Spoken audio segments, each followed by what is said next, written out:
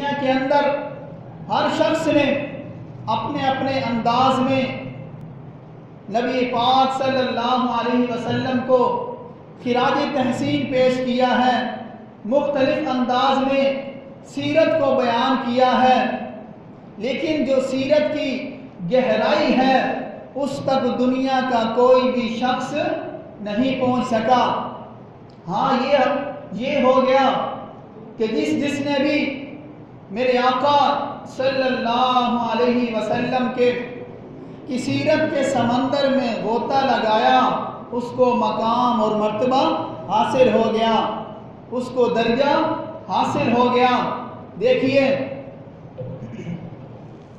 اگر حضرت ابو بکر رضی اللہ تعالی عنہ نے میرے آقا صلی اللہ علیہ وسلم کی سیرت کے سمندر میں غوطہ لگایا تو صدیق اکبر بن گیا، یعنی مقام تو حاصل ہو گیا۔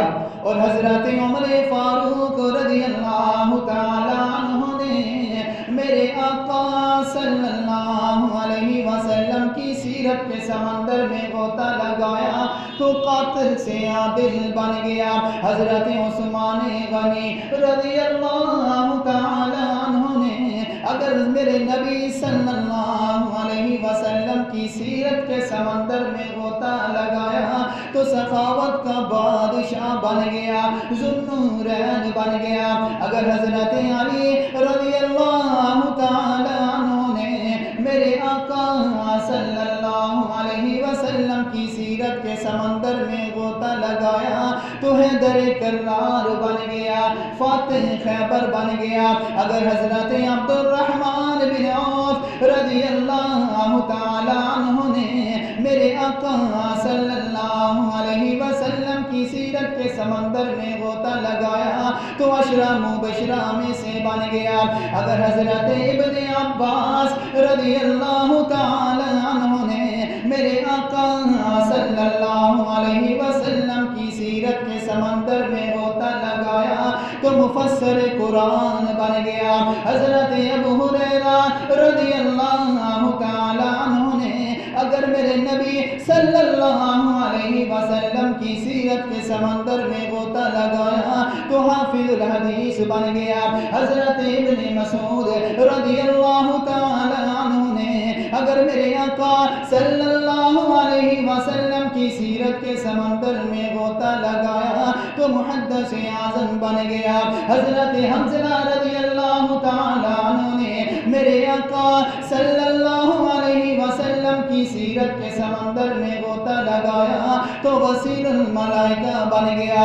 اگر حضرت حمزہ رضی اللہ تعالی عنہ نے میرے آقا صلی اللہ علیہ وسلم کی سیرت کے سمندر میں غوطہ لگایا تو سید الشہداء بن گیا۔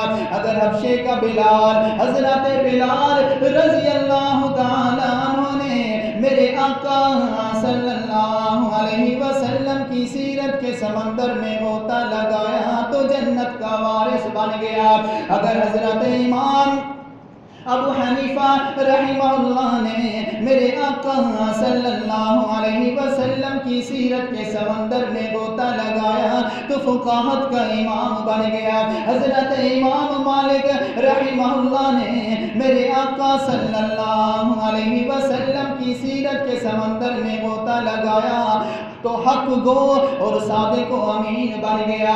اگر امام ابن تیمیہ رحمہ اللہ تعالی نے نبی پاک صلی اللہ علیہ وسلم کی سیرت کے سمندر میں غوطہ لگایا تو جرت کا بادشاہ بن گیا۔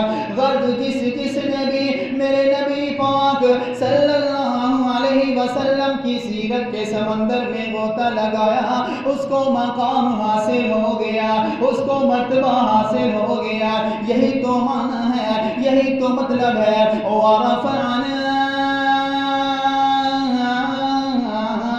لَكَ ذِكْرَكَ، اے میرے محبوب پیغمبر صلی اللہ علیہ وسلم، ہم نے آپ کے نام کو بلند کر دیا۔